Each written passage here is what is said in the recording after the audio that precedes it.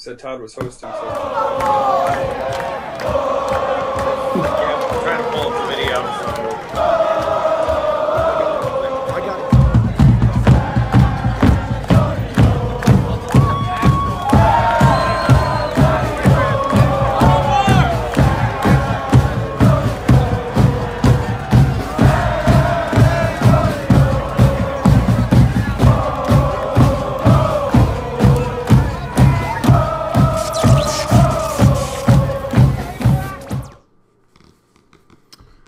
Good evening, and thank you for tuning in. We got a special episode for you guys tonight. Kind of wanted to cover some different topics that seem to kind of keep reoccurring in all of our episodes. So just wanted to do a special episode. This is like the third episode I think we've done in like 4 days. So bringing you a lot of content here from San Antonio Soccer Roundtable. But Todd, take us away, man. As you said, we keep having different subjects that pop up weekly, and we always say we're going to put them on the back burner. Now's not the time. Nothing's going on really right now, so let's talk about those conversations. First news is the big announcement today that the U.S. got rights to host 2026 World Cup. Woo! You guys are all for it. I Jose, think all what of are your them. thoughts about it? It's as far as somebody that likes to go watch soccer at all levels, you can say, I think it's a big deal, especially because the last time it came in '94 to the U.S., I wasn't able to attend, and I was a kid, so I was 8 years old at the time, and I really I prefer to watch it on TV at that age. But now, as I'll be 41 by the time it comes around to 2026, and I think it's very exciting, man. To be able to see at that point, it'll be probably different stars. We won't see the Messis, we won't see the Ronaldos, but we'll see the 20-year-olds that are playing right now. But I think it's something very good to go watch, as far as being able to see stars playing a competitive match, and not just a summer friendly when the European teams come over. Sometimes they don't play as hard, or sometimes they don't even play at all.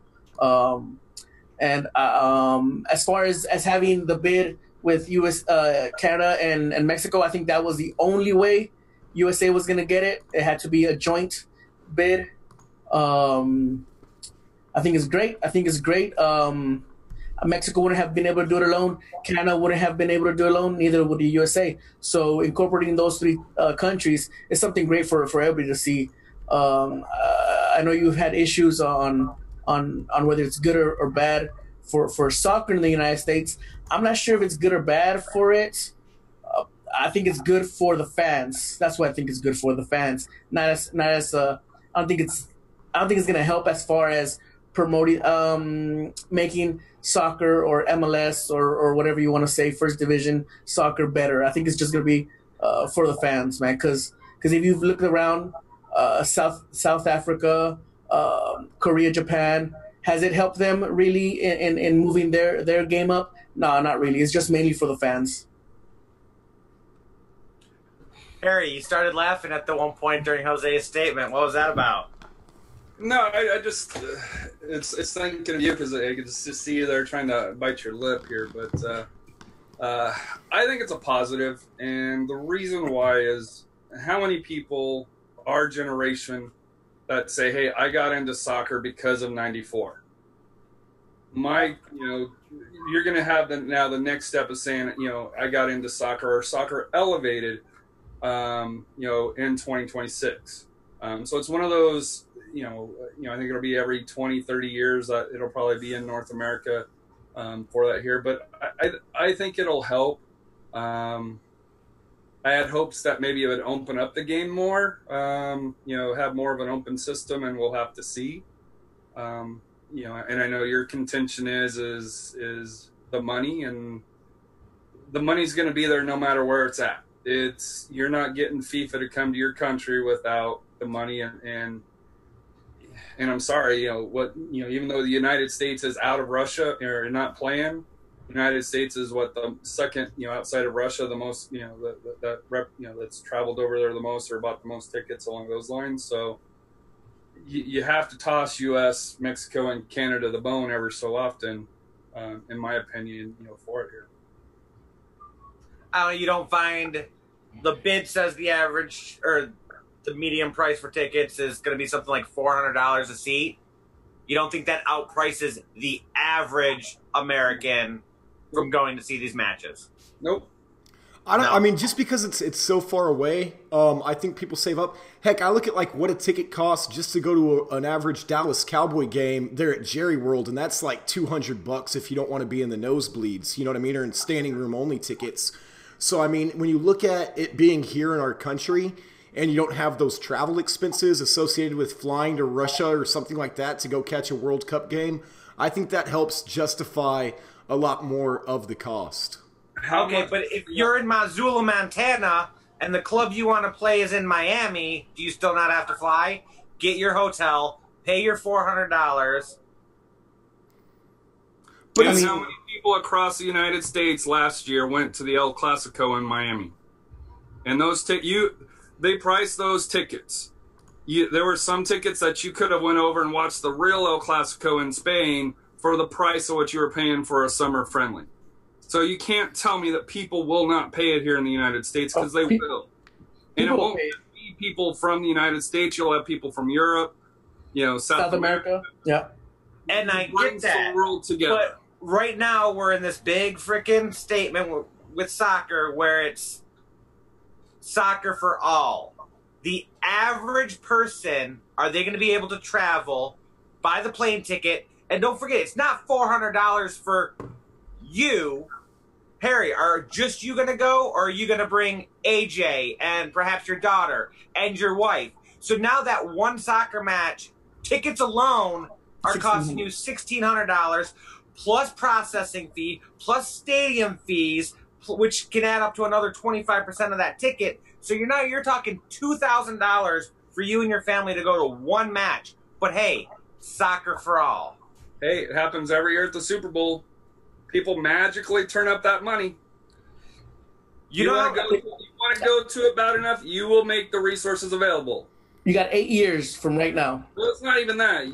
No, I'm saying, but you got 8 years. You know what? I'm gonna start putting $20, $50 here and there. That's all it takes. And yeah, people would do it, man. Let's look at the average price when Mexico comes and plays in Dallas or Los Angeles. Those average price tickets are about $90, man. The average price, from the lowest to the highest, is about $90.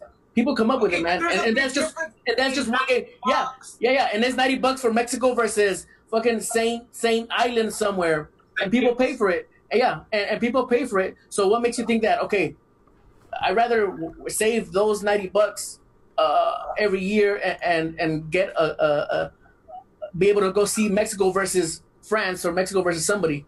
So you're going to avoid seeing Club America play if you want for the next 8 years, so you can save up to go see whoever you want to see. If the ticket is $90, and I know the World Cup for sure is coming. Yes, man. Yes, I am.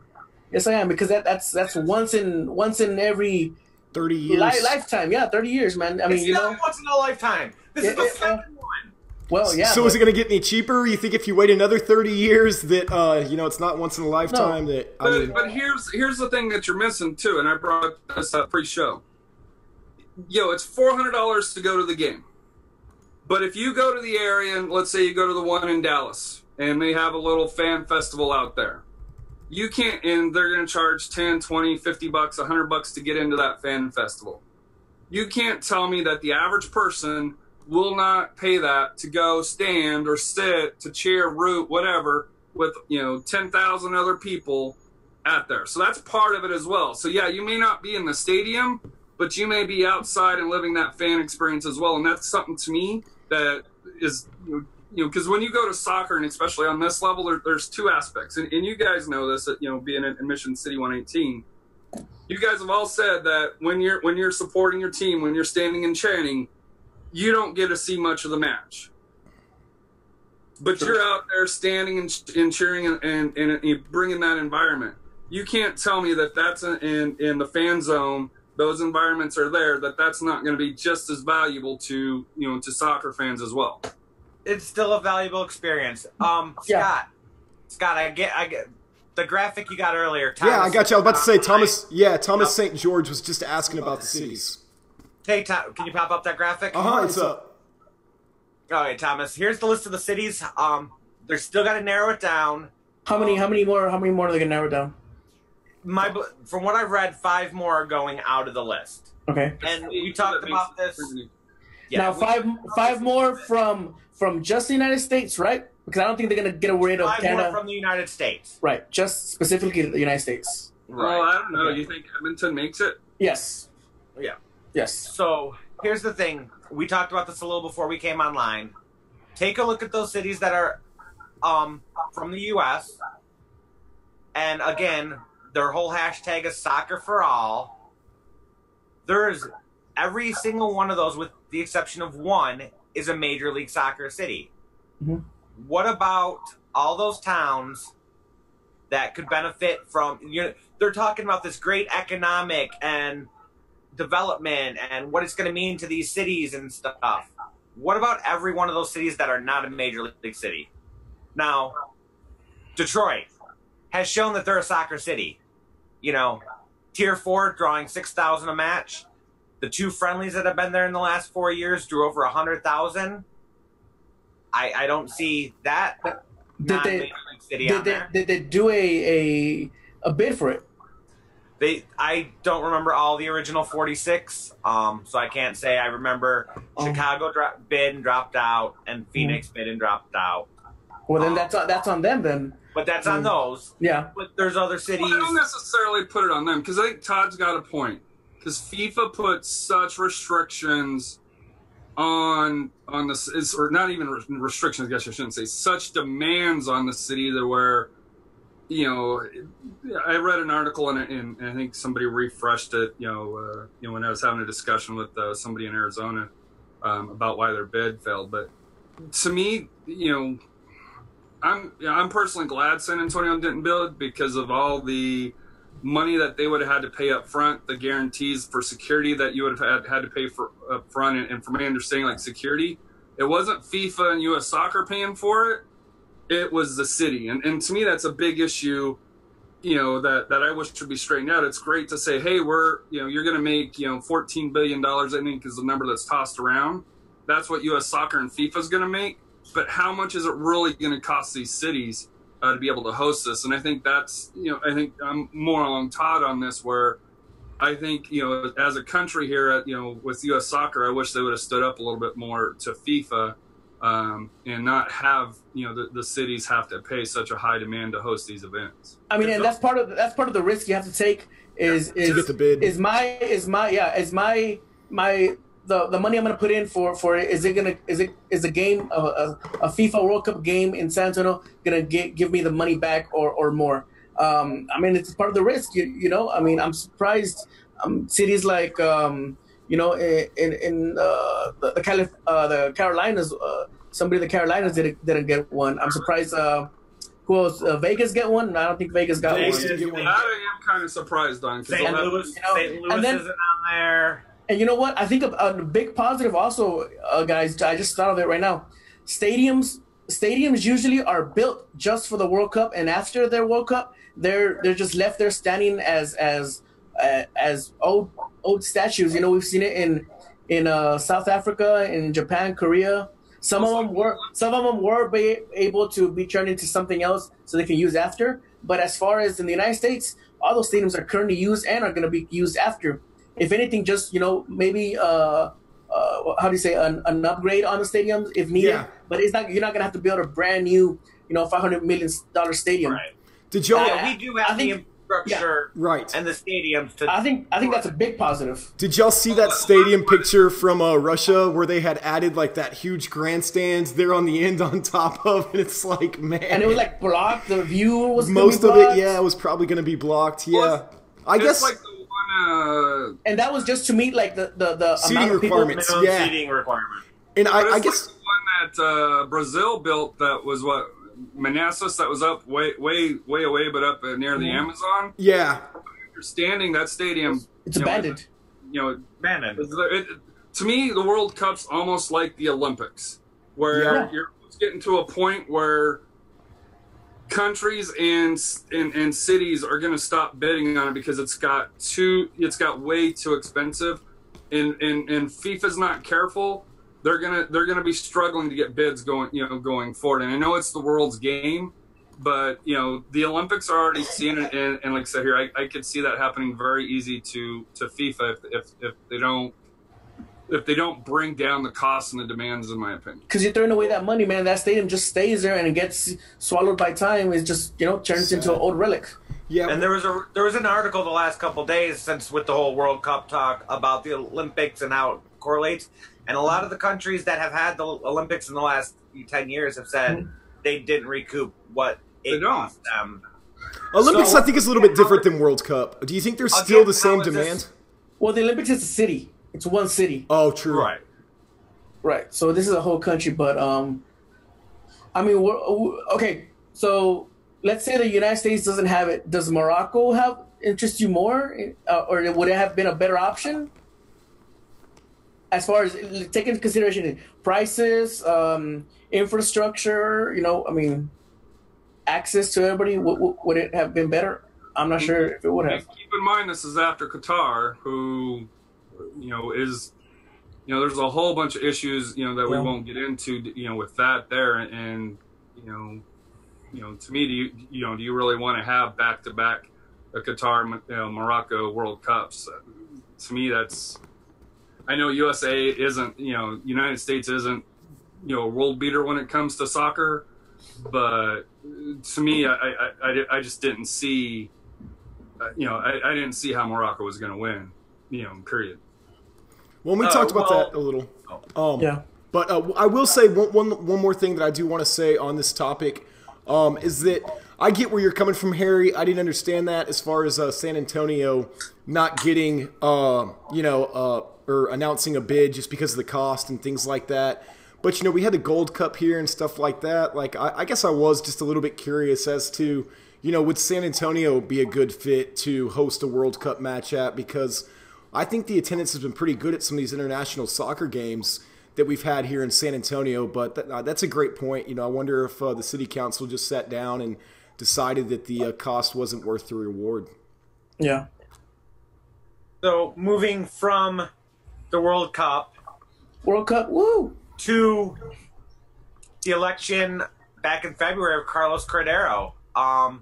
He pretty much said his main focus to begin was the 2026 World Cup. It's what he was working on before he got elected. Does this make him a success? Look what I'm about to do. Check. No. Just check. If that was his main goal, that was his goal, though. You got it. No. For now. Now's when he's on the clock. I understood why the World Cup had to be the bid, and that's why I'll give him a pass for the first 4 months he's in, because getting the World Cup started years ago. It started. You got to finish that. You can't drop the ball. And from reports, whether you believe it or not, because Sunil fashion was heading the bid in the wrong direction, and Cordero came in and was able to rescue it, with other factors here. So I think Cordero did the job that he had to do. You had to deliver this bid, but now's when he's really on the clock, because the election wasn't about the World Cup. The election's going to be what happens going forward, and I think most fans spoke, that, and I know we're going to discuss this a little bit later, maybe in the next topic. The MLS relationship with some needs to be cut and severed. There's got to be more equality throughout the divisions of the soccer, of U.S. soccer pyramid. And, there's discussions, and we'll talk about it later, on what the right path is. But to me, now is where Cordero is going to, Carlos is going to work, going to earn his paycheck. Yeah, the easy part. Through his reign, 10% through his reign already. He's done nothing except this, which he started years ago. We still have no coach. Okay. Well, but let's take it by parts. Let's take it by parts, though. let's think about parts though. First step, wanted to get the World Cup bid, check. I never thought that was in doubt. Never. Against Morocco, never. Maybe against somebody else, yes. Never. But if he did, that was like giving the football on the half-yard line to freaking, I don't know, name a football player. I don't know any football players. Ezekiel Elliott. Yeah, Beast Mode. Marshawn Lynch. Yeah, Marshawn Lynch. Hand him the ball. Never mind. Yeah, I mean, it was a done deal. It was a 99.9% chance USA was going to get it. Now, like Harry says, from now it's really where he's going to have to earn his check as far as improving the state of soccer in the United States. And what does that consist of? What do you improve? How do you improve? What does he have to work on? So it's kind of funny that you said Marshawn Lynch, because remember they didn't hand the ball off to him on the 1 yard line, and they tried to do a passing play and lost the Super Bowl. Yeah. But looking at his goals and kind of just his promises in his campaign, the three main ones were to obviously get the World Cup, but grow the game at all levels. Which, do you feel like that's going on right now with soccer here in the U.S.? Grow the game in all levels. At all levels. In what? As in, the USL, as in youth, as in the MLS, like just to grow the game in terms of fans and stuff like that. Scroll through his timeline. He's never once mentioned the USL since he's been elected.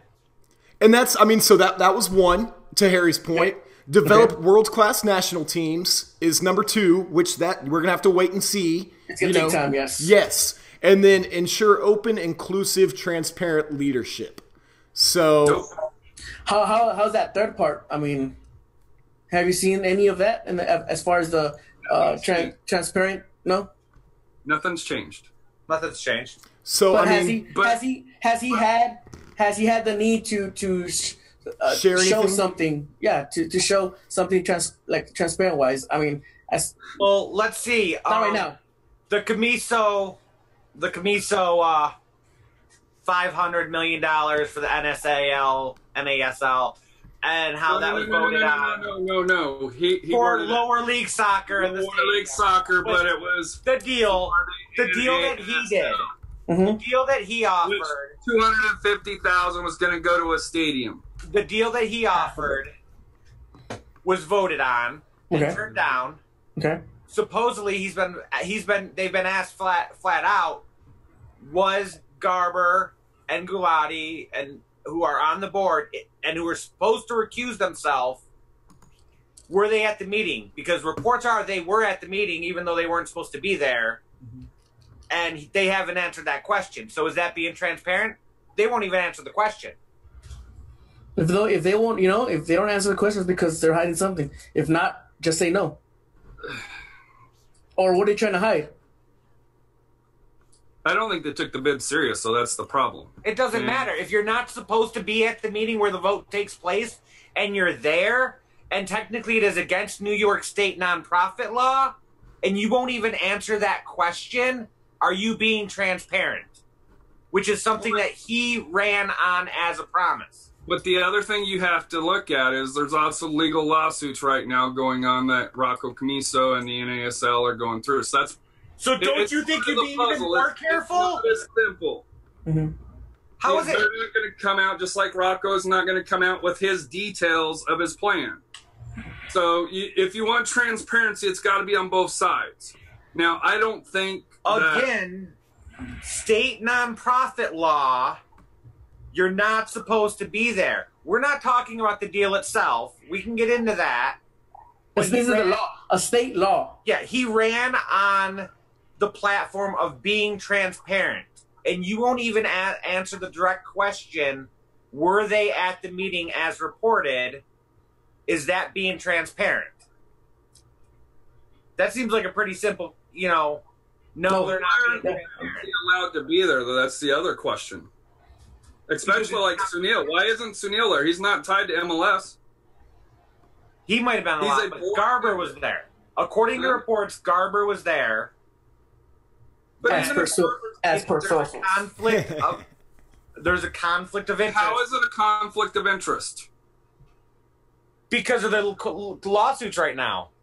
Okay. How are you going to vote for something that affects your... So you just brought it up. The lawsuits. Right. Camiso, I believe, is suing everybody on the board. with the exception of one person. Doing U.S. Soccer. And individually, all the members of the board, including Don Garber. So just by what you said, nobody could have been at that meeting. One person could have, and then they could have voted. Voted. One vote, yes. But that's and to me, this is the stupidness that U.S. Soccer needs to fix. They need to come together. I think Camiso's right, a lot on what he's saying. I think U.S. Soccer has some right on it because I don't think, hey, let's give NASL a 10-year pass after they've had, 8 years to get their act together, and they couldn't do it. So both sides need to come together. But to me, and this is where, I wasn't a fan of Carlos. I don't think he's the right person to do it, and that's why I think in 4 years, I think it's a 4-year 4-year term. 4-year term. I personally don't think we're going to be in a lot better situation. But like I said here, to me, you can find faults on each side. The problem is we need a leader that's going to bring the people together, not and stop this foolishness, because it's not helping anybody. It's not being good for the game, period. It doesn't matter if you're for NASL, for your MLS, USL, MPSL, UPSL. This crap is not good. It's not. It's destroying it. It makes soccer look bad, and we need a leader to come in and say, okay, hey, this is enough. You have your points. You have your points. We need to get rid of some out of the game here, and I know that's a big thing here. It's got to happen. Until that happens, it's we're going to keep screwing around. It's a messed up situation. Okay, but how? Go out of order a little bit. But how is that going to happen when many believe that USSF is just an extension of Major League Soccer, and in effect, Soccer United Marketing, the whole marketing, because MLS Soccer controls enough votes for 25% of the requirement to have that president elected. Yet, they only cover the 10th of the players and clubs that make up the lower divisions, a 10th of it. But their vote outweighs everyone else's. And that's where the I think the youth association is the one that has the biggest pot of votes. That's where they screwed up. And like I said here, I would love to, and that's a whole separate issue on the youth associations and the different state levels, because they're all screwed up and there's just as much politics, if not greater, down at that level. Until we can get the youth level straightened out to where if you could have got them on one page. And that's where I think, the party of change with, whether it was Kyle, whether it was Eric, was it Paul? I forget the other names there. If they could have consolidated into one prior to the election, I think they would have stood a chance, and they could have maybe recruited the amateur side, the youth side of it, to try to make the changes. Because you're right, MLS is not going to change, and they have no reason to. Well, they have no reason to change because they're getting all the money. You're not going to cut that. You're not going to cut what's feeding you. It's going to have to be changed from outside. And how you break that? That's a great question. But again, with the current way the system is set up, with MLS controlling such a big portion of it, is it a conspiracy or collusion between them and USSF, where basically they're in the pocket of MLS? They get paid they get portions of the money from Soccer United Marketing, which we don't know how much. But it is significant. And owned in part by the same people that have interest in Major League Soccer. And let's not forget this, and I know this is a topic later on, league down below us, some has quite a bit down in Mexico, right? Some does. Yep, they control all the rights in America. Which is, yeah. But so, is it ever, with the current setup, if the lawsuits don't win anything and it stays the same, can there ever actually be real change? Go ahead, you guys go. I don't want to monopolize the conversation. Scott? Yeah, well, I mean, I don't know, man. Like I said, I don't really have all the answers to this, and I know we had like a couple other topics that I think we wanted to get into that relate back to this issue right here that we're talking about, just in terms of change. So I don't know if you guys want to go ahead and move forward with that, or if y'all had anything else that you. But I do, like I say, I don't know all the answers, and it's crazy. This is why I hate politics, just kind of in general, and I feel like that's exactly what this is. But I know, Harry, yeah, what's up, buddy?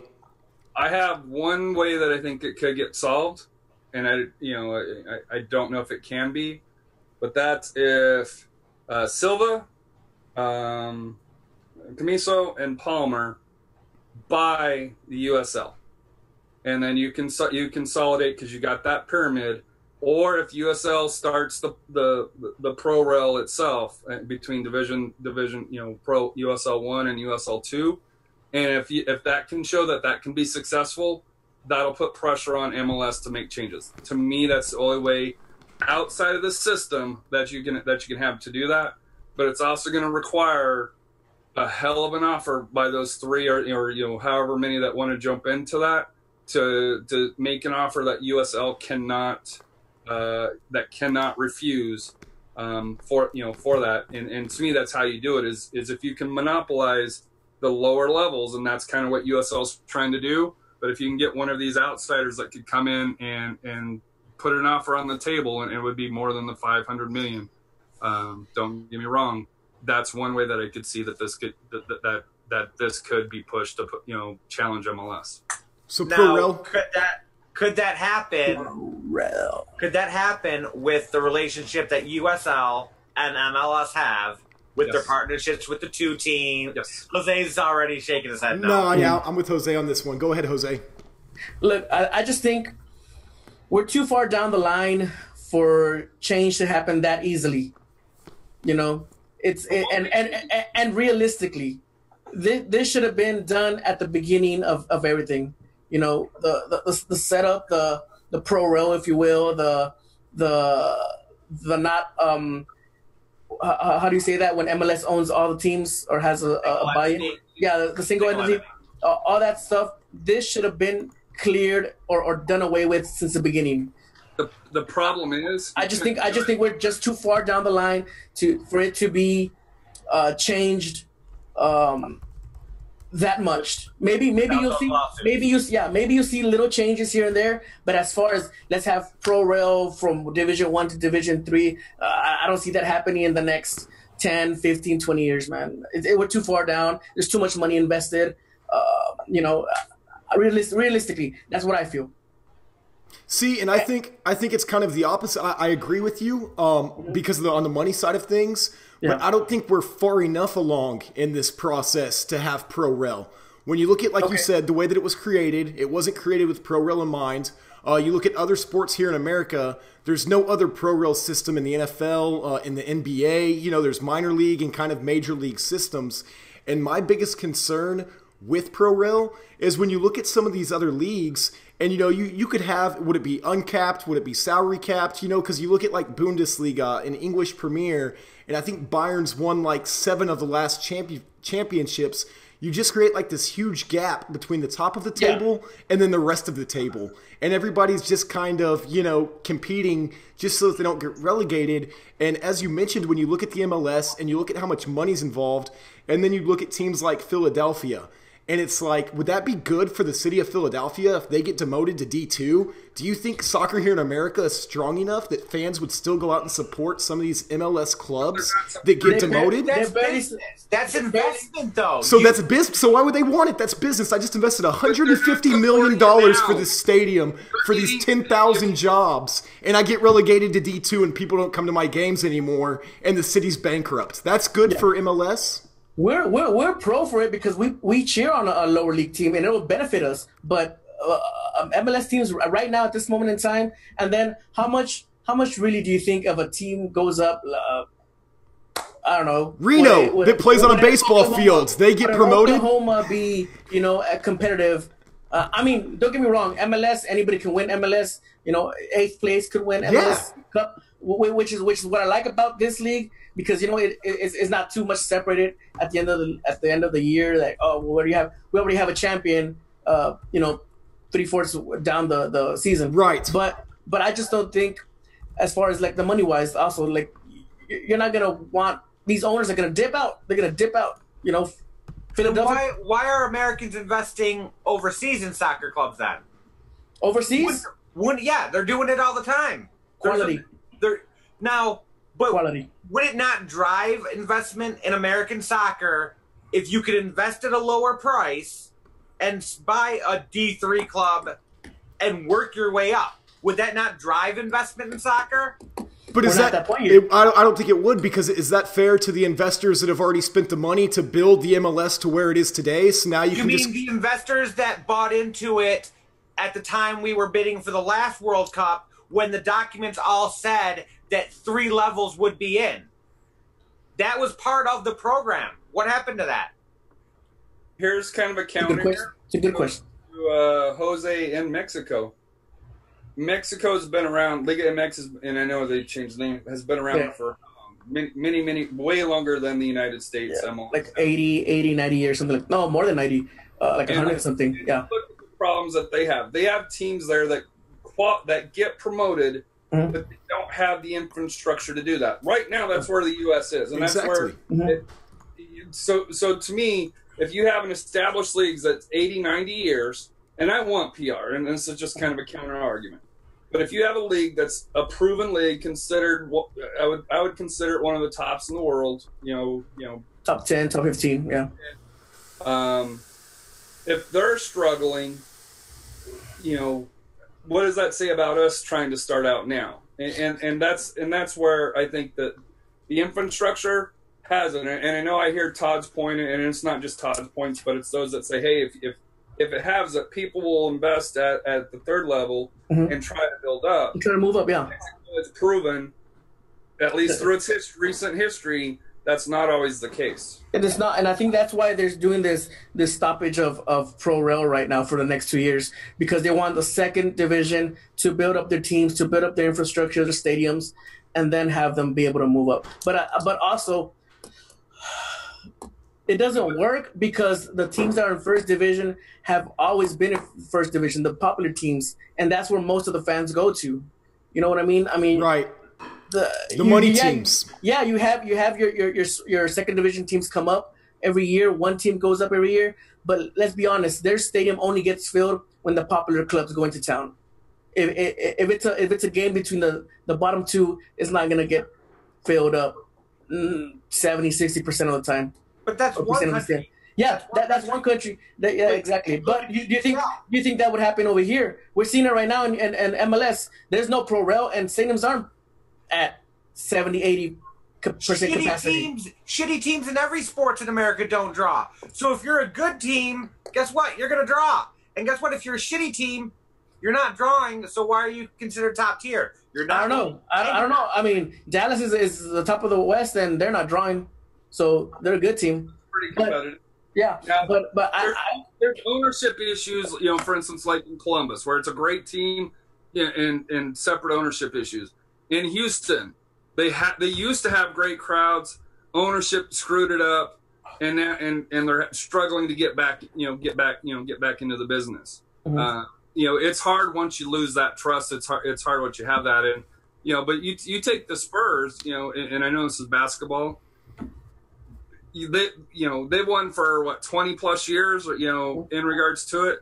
Yet you can go to games and I know they announce, sellouts are pretty close to a sellouts, but you get in there, it's pretty empty, through there. So, well, you guys got to look at Go ahead. Go ahead. I was just going to say, you got to look at attendance like over the last 20 years. I mean, I know it's easy to say that right now attendance is down, but when you look at how systematically kind of MLS is just now starting to grow legs underneath it and become a little bit more stable. I mean, heck, there was a chance back when this thing first started that it wouldn't even last, and so now to introduce a Pro Rel system or something like that, I just think, I don't see where that's really beneficial to the MLS at this point. But that's why I think you have to start it at the lower levels. Sure. You have, to me, that's where it has to start. And like I said here, and I know Jake Edwards is, has flirted with it and then kind of walked back the line. But to me, the perfect testing ground would be like the USL or NISA, NASL, NPSL, where outside of Cincinnati, the biggest attendance is 10, 15,000, kind of in that neighborhood, and so they're 11, almost 12. Yeah. But there's not that dramatic difference. But you're starting to see some of the growth in the second divisions where the stadiums are starting to finally come out. With USL and their pop-up stadiums, I think the demands that they're asking, for the USL D3 teams, I think you're going to start to see some of that infrastructure coming in, and I think, I hope that USL will start something between the two leagues to test it out, because that's what it's going to take. You're going to have a league test it out. Now there's going to be the issue of the money that it's a $5 million entry fee to get into Division 2, and we know that the entry fees are quite a bit lower for D3. Sure. For USL D3, so you still got that issues, and from my understanding that the USL entry fees going up as well. So here's my one statement that Scott made in his last time he spoke. Pro-Rel isn't good for MLS, which is fine. That's probably a very true statement. Pro-Rel, I'm going to change it a little. Pro-Rel is not good for MLS owners. It would probably be very good for the league to help push talent, to build lessen the gap. But is Pro-Rel good for American soccer?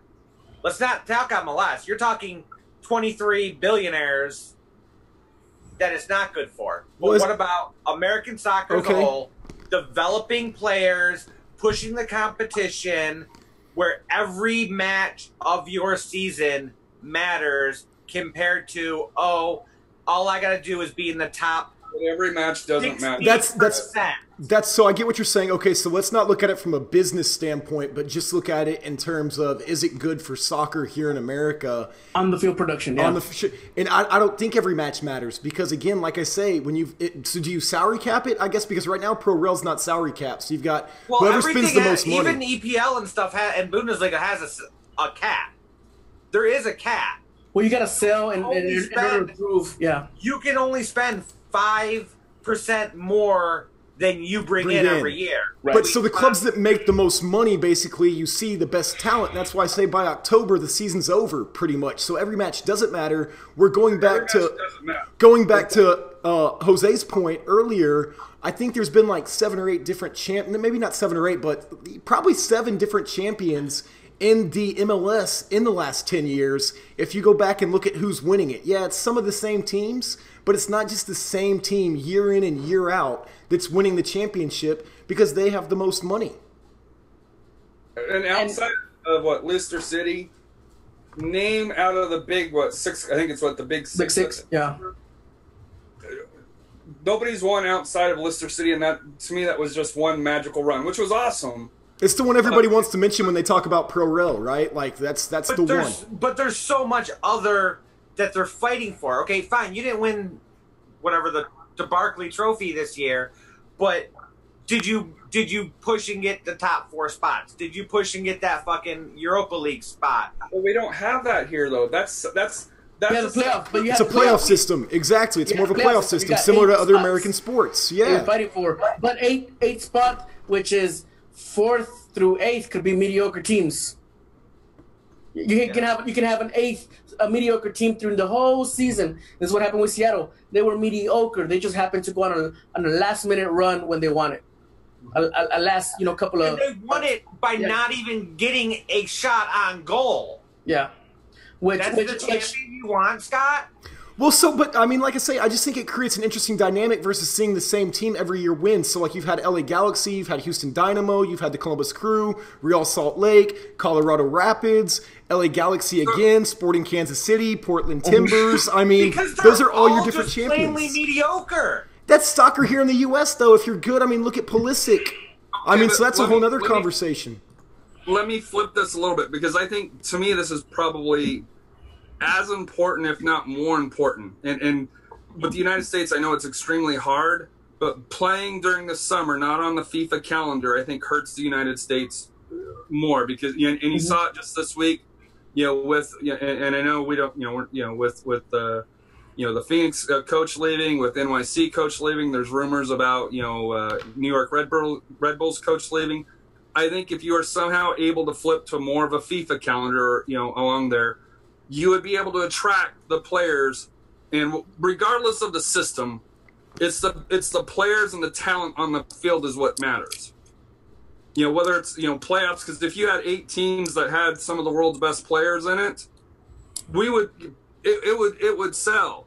The issue is that we play on the wrong calendar compared to Europe and some South American countries. Do you think that's the issue?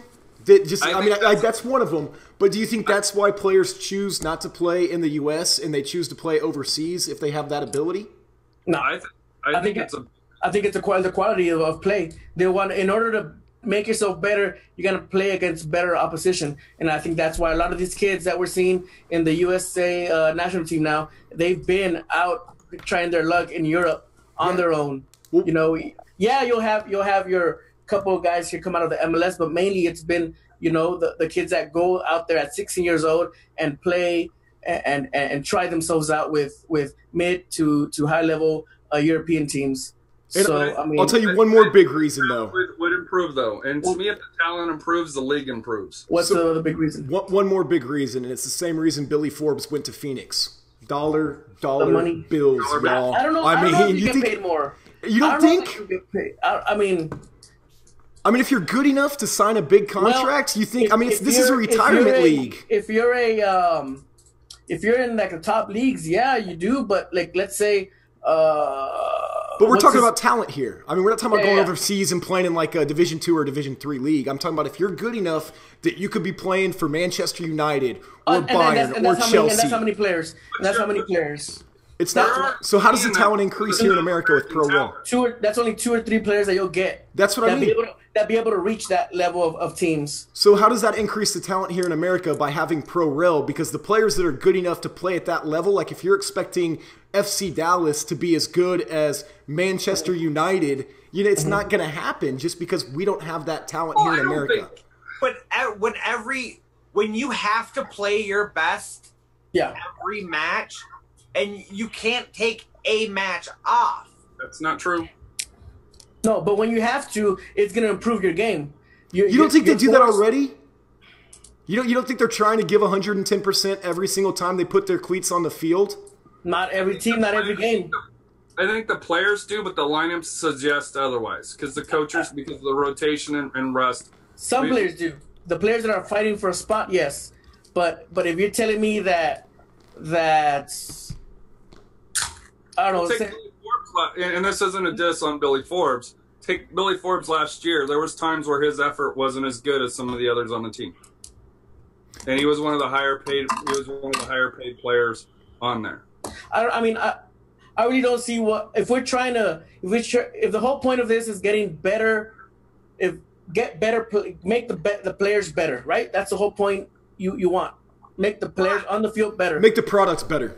Yeah, make the product better. Wouldn't you pay the star players to come here at 23, 24, 25 years old? And here's the problem with that right now. This league here, NASL, did pay the players, but they didn't have the income to match it, and that's the problem right now. And I don't know how you balance this. Because you've got to have the money to pay, but yet if you don't have the revenues come in, it's a house of cards. It will come down. What the Cosmos, I think 1 year, 2 years ago, ran a negative $10 million. You can't do that. Operate a business that way. Okay, it is a business. But that goes back to the USSF, MLS, some collusion. Now. Right.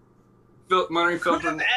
If NSAL I think we all agree that whatever is going to be labeled the top league is going to get the most attention. Right. Sure. I think it's just natural. Right.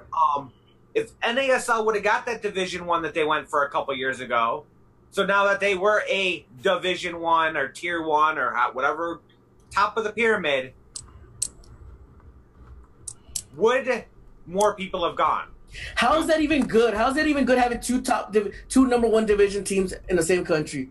That doesn't make sense to me. It doesn't make sense to me either. But that's XFL type of shit. I mean, come on. Yeah, XFL to SA. That was a stupid plan from them from the beginning. Especially again, in America, it's a business in every country, but in America especially, it's a business, and you want to be at the top. Yeah. So if you're gonna start a league, they try to compete. Hey, I'll be happy with being, way down here. Yeah. No, you want to be the best. You want to have that opportunity. I think the biggest issue on this, and I know we got other topics here, the biggest issue for me is opportunity. You've got the teams in the lower levels that have higher aspirations that can't do anything to go up there because of the caps. They can't grow natural, like you can elsewhere. And I think that's, to me, the biggest gripe. And to me, I think lower level soccer, I think there should be a progression where you can grow your team. And then, once you get from Division 2 to Division 1, to me, that because that's where you're talking about the major money. But and this is where Todd is right. U.S. soccer needs to stop holding hands with MLS and needs to start holding hands with the lower levels. Because if they can grow the lower levels, guess what? That's going to make the MLS stronger. And that's, to me, that's where MLS's biggest error is they're not realizing that, hey, you've got a fountain of teams underneath here that if you do it right and you help support them, which USS has not. They have not supported lower level leagues. And that's their biggest mistake, and that's what needs to change. Is they've got to start supporting lower level leagues, all the way down to the UPSL levels. And what's funny is, when we went to the Samba match, I sat right next to the FC fan from FC Knights, and I asked them, hey, what does your stadium look like? And they're like, we don't have a stadium. And I saw a picture. It's basically a field in the middle of a park. Yeah, that's the problem. No, that's a great point. So I will agree with you on that. USSF needs to do a better job of supporting some of the lower leagues so that we can start to at least try and create like a better farm system. You look at how kind of triple A baseball or whatever it is, you've got the NBA has like kind of a minor league that they support, and we're definitely lacking that support. But let's move on to totally not fucking soccer though. What's and not? that's the problem. That whole minor league. You can't have it as minor leagues. I agree with Todd. What would you said they're all professional league? Like, what would you consider the USL? It's not a minor league. It's not a minor league? You take away the MLS 2 teams, it's not a minor league. It is a minor league. I think it is. I think you're confusing minor league with farm teams or with. I'm not trying to say it's just like affiliated. It's an affiliated NBA teams. G League basically. When you look at it, I mean, you've got the 2 teams in it. You've got other teams where the talent. I mean, it's a D2 or a minor league. It's not D1 soccer. Set up. But did you consider NASL a minor league? Yes. I'd consider the USP or the UPSL a minor. They're all minor leagues. They're not major. That's not major league soccer. Well, okay, you're looking at okay. So you're thinking minor league is in smaller, but you use minor league and you mentioned baseball, which is the Tigers own the Mud Hens who. Yeah, sure, and no. So maybe that was a poor. I just mean in terms of like as progression goes as you move up. If the USSF would do more to support some of the lower league teams, you could create more of a tiered system where players could progress and play at higher levels to develop talent. You want to know an easy way should it just be players, or should teams benefit? Let's take a look. Detroit City. Detroit City averages 6,000 fans. Okay. In Division 4. Now, mind you, that is better than move to Division 3. I can see it at lower levels, so you're going to start playing Major League Soccer games on baseball fields. Well, they don't play on a baseball field. Well, no, there's 1 or 2 teams, right? This club, Detroit City, who averages 6,000 fans, better than 25 of the USL clubs, which are 2 division higher than them, run a sound business plan with a larger budget because they have a sound business plan, be penalized that they are stuck at Division 4. Why are they stuck? Because they don't have one owner worth $35 or $20 million. So then what? So let's say that they get promoted, and let's say that they move up and move up and move up and move up to MLS. Let's say they move up to MLS. Let's say they're that good. So all of a sudden now you've got the money to build a stadium that holds 20,000 people. I mean, didn't the fans have to come together in order to contribute money to even keep the team around? To refurbish that stadium, they didn't. Yeah. It's not, they loaned the club money basically. Right. So how I can see pro rel in lower divisions. I totally get that. I'd love to see Detroit City FC and the USL, but to sit there and just say that business wise it makes sense for a club like that or a club like Fresno that can't even get a soccer specific stadium, well, they should be promoted to MLS. They shouldn't have to pay any money. But why should we have $20 million minimum? Because most of the $20 million ain't going to build you a stadium in the first place, and most of these owners are still asking for fucking public handouts. The reason why is so that way you don't have the Ray OKCs. You don't have the stability. You had a billionaire in San Francisco. Exactly. You had a billionaire, and the club lasted 1 season. So really, what is that $20 million if they can still say, you know what, I didn't make money after 1 season and pull the club? The $20 million means nothing. Here's my solution, and this will be my final comment on this here. Is USSF can solve this very easy because I'm not, I didn't know this, but if you win USL, you don't get jack. You don't get no money. So why doesn't USSF say, hey, here, if you win or if you're in the playoffs, you get a certain amount of the pie. That's going to entice people to enhance their product on the field and give them something monetary for the owners to win. And I know a trophy matters, especially to fans. But to me, if you could say, hey, if I win USL, I get $10 million, $25 million, $50 million, whatever that magic number is, and it goes down to D3, D4, however far that you go. To me, that would be a way to kind of accomplish and return some of the money. And as a league, it can benefit. And to me, it's a simple fix. USS has some cash reserves. To me, that would be a no-brainer, for Carlos to suggest. And like I said, I think that helps lower level, and it doesn't impact MLS. If they can give up a little slice of the pie. Well, and they do it in the Open Cup, which that's a great point, and I guess kind of the Open Cup doesn't pay shit though. No, it's like $10,000 for lower level teams, or something like that for each match. So it's a lot for them though. But that is, you split that though. A USL ain't gonna get $1 million if they win the thing. Right. They're gonna get something in the 250, maybe 250. But still, that's their salary for the freaking year. Yeah. But if you get let's say if you got $5 million for the winner. You're not gonna get that. That basically paid for the year that the owner's not having to pay out of his pocket. You can't tell me, especially like the Deltas last year, which is a perfect example. They won the NASL and they folded. That is so NASL that you had the champion fold and then the league, and the league folded. But what if winning $5 million even helped? What did it matter to that guy? The dude was a billionaire and he still folded. But it's a business. Come on, it's also depends what kind of people are. Dollars. There's a reason why he has $1 billion. Is he knows how to manage his money. What kind of people are buying in though? Are they just billionaires, crazy people, or are they soccer people? That's the problem. Who is buying into these teams? Well, but then again, it has to be soccer people. You have soccer people at Detroit City who are a school teacher, a freaking lawyer, I believe. A lobbyist. Get somebody.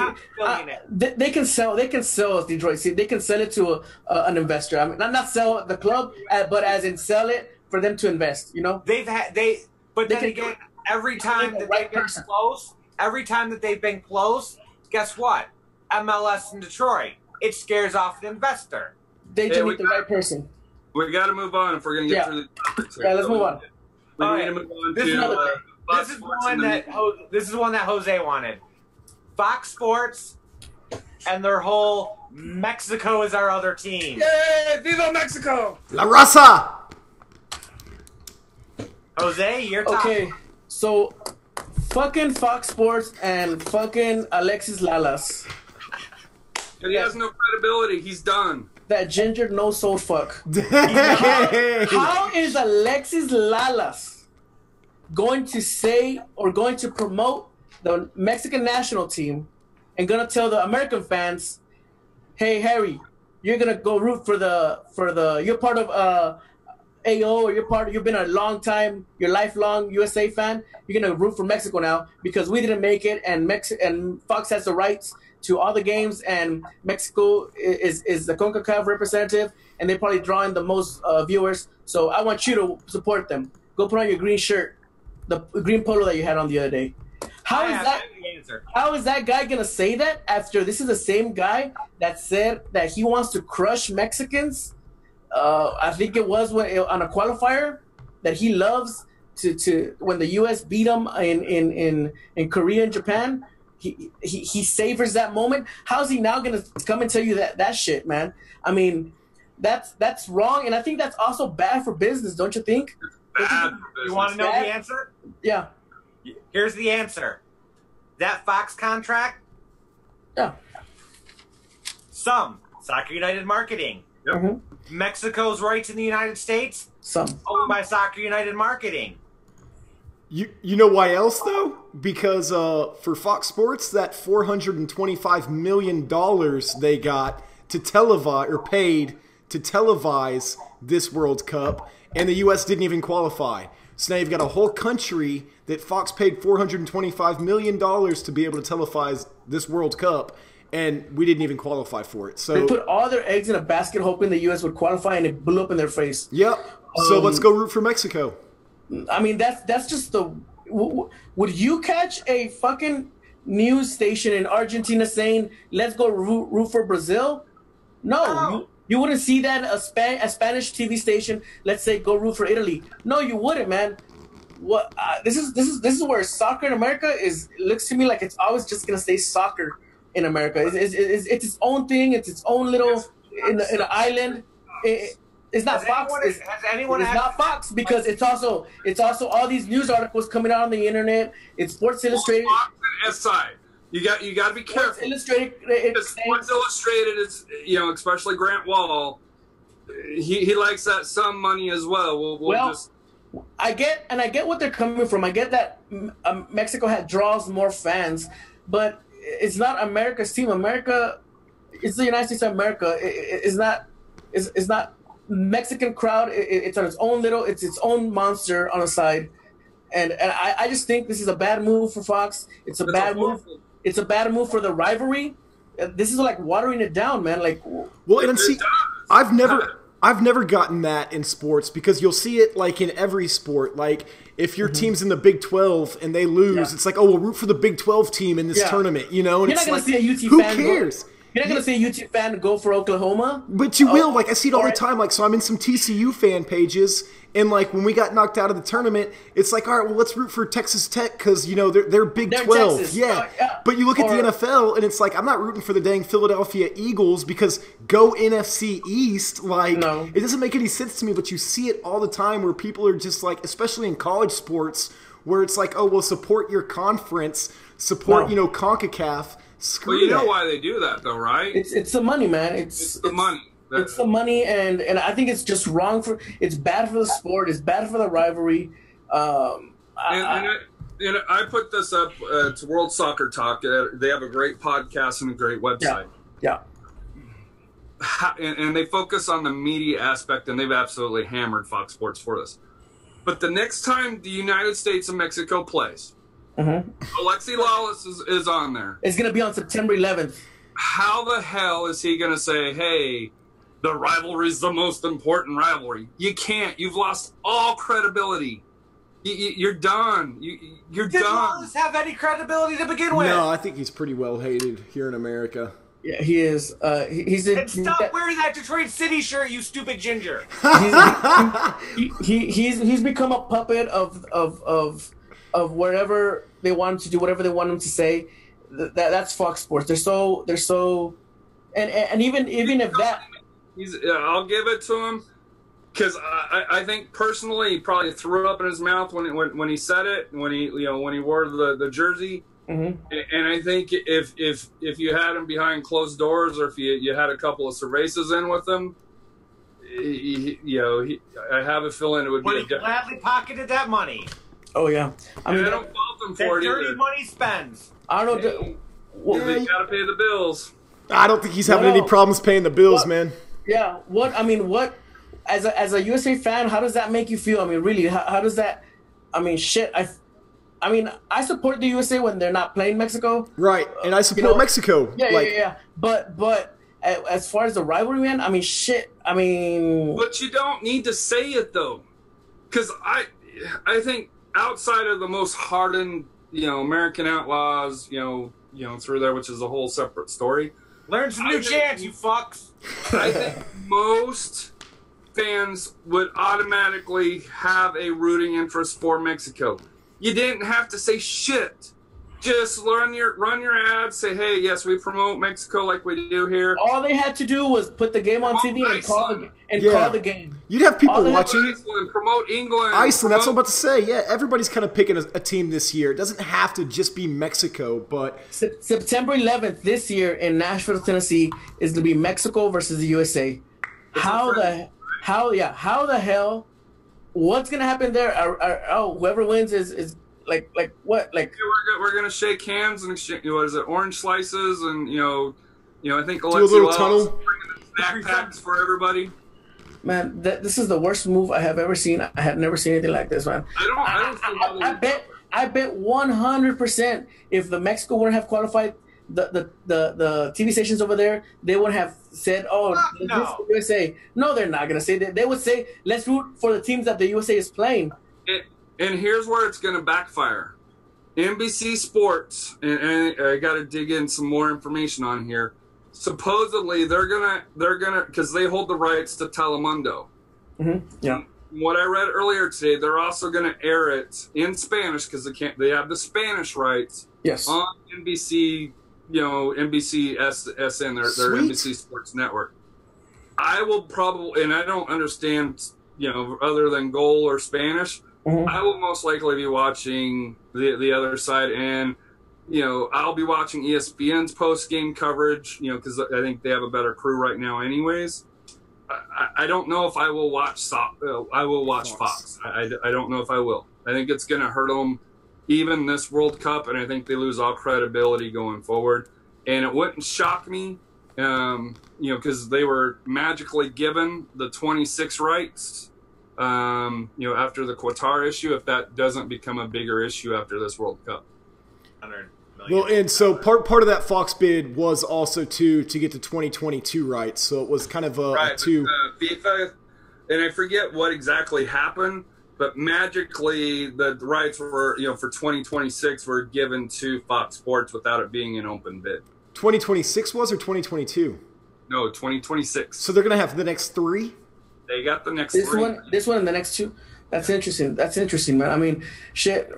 It's a shitstorm. It's just, I don't know what they were thinking. The people behind this, because it's not him saying it. It's the people behind the screens. Oh yeah. What to say in order to sell the product.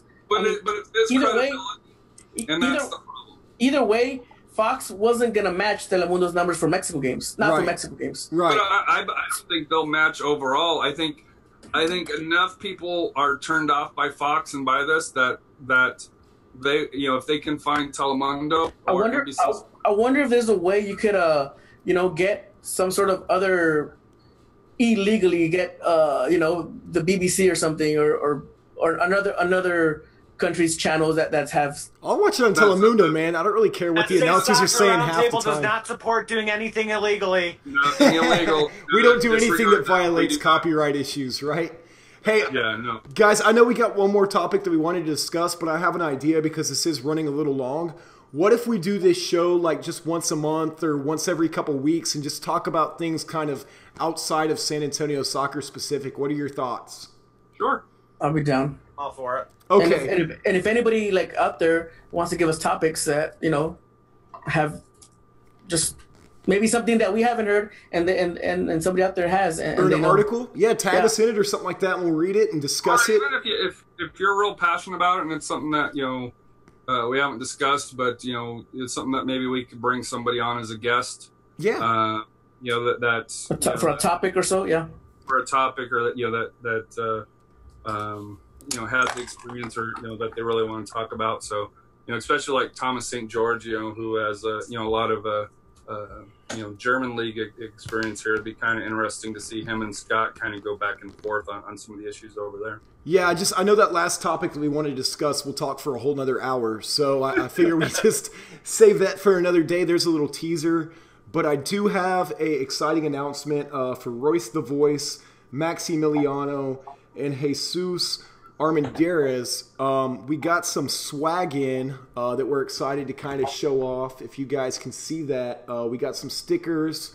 Show the whole logo. Show the whole logo. Can you see? Oh, okay. There we go. Covering it. Sorry, There you go. sorry. Here we go. Let me look at the camera here. There you go. We got these for you. We've actually got a stack of them that we're going to be giving away and just doing some different contests and stuff like that for. So keep on the lookout for that. We appreciate everybody's support. Rockin' Monkey hooked us up. They're a great company here in San Antonio. If you need any stickers or anything like that, honestly, my experience with them was awesome. This was my first time ever do anything like this. So they helped us out with sizes and stuff like that. And I think they turned out really well. So we're excited to have some swag to be able to give away to you guys. But as I mentioned, Royce the Voice, Maximiliano, Jesus, and heck, Thomas St. George, you guys all got a sticker. You get a sticker. Yeah. You get a sticker. You get a sticker. We appreciate y'all's support. But what are y'all's final thoughts? Go ahead, Todd. Saturday, be at Toyota Field. Club needs ya. Cheer on. And $5 micheladas. That's true. Has anybody had a michelada? I haven't actually had a michelada at the stadium yet. Are they pretty good? I haven't had one there. Okay. I'm hoping. Well, I will. Only $5. Hey, I'll Yeah. let you know next week I would how rather good the have $3 micheladas margarita, but hey, whatever. are. I'll be the judge of that and let you guys Yes. know. I'm gonna have to do Yes. some research. Yeah. What about you, Jose? Just a reminder to invite everybody that hasn't been able to join the pool that we got for the World Cup. I guess we'll retweet it again, the link, and just join. I think the stickers are going to be a part of the prize for the top winner. The top winner that is not us four, because if one of us wins, the next person, I'm winning it for sure. But whoever comes in second can win. And you know what? Stickers. And I've seen a lot of people comment that I've seen the SAFC Pride little painting, canvas painting that I've had back here. And you know what? I'm gonna go ahead and throw that in as part of the prize. Oh, dang! SAFC Pride. A lot of people have been telling me where I got it. I actually just painted it one day. I was bored, but I'll throw that in as part of the gift. For whoever wins. That does not include us four in the pool. So Damn it. you'll get Wow. some stickers and you'll get this SAFC Pride canvas. And I think I've had it back here like for the last couple of shows, and people have been asking me about it. Harry had something too in the mix. But go ahead, Harry. What are your final Yeah, thoughts? so I have well, first of all, I've got 2 tickets that I'm going to be donating into the pot here, the North Side or 118, wherever you want them. I've got 2 tickets that I'll be able to send to you, that you'll be able to pick for the game you're choosing. But my final thought, goes back to what we discussed earlier. The USSF president, Carlos Cordero, you're on the clock. And, like I said here, in order for, you got the bid, but now's really where your real job starts working. And you've got to bring this country back together when it comes to the soccer, we've got to figure out a resolution, with the NASL issue. We've got to figure out how to bring these leagues together to where they can work together. That way you don't have teams hopping from one league to another league to another league. We've got to do something. So it's not just my eyes. There's fans across this whole United States, and of course I know you're watching tonight, so thank you. But it's time for you to come home and start to work. Yeah. That's it. Well, we really appreciate it, guys. Apparently now we're going to have a new show talking a little bit outside of San Antonio. We'll have to figure out a schedule for that if Wednesdays work for everybody. But this is days for me, but we'll talk about that. Yeah, we can talk about that off air.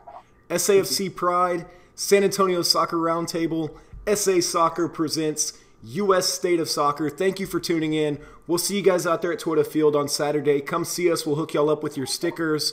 But go SAFC. This is the San Antonio Soccer Roundtable. We out.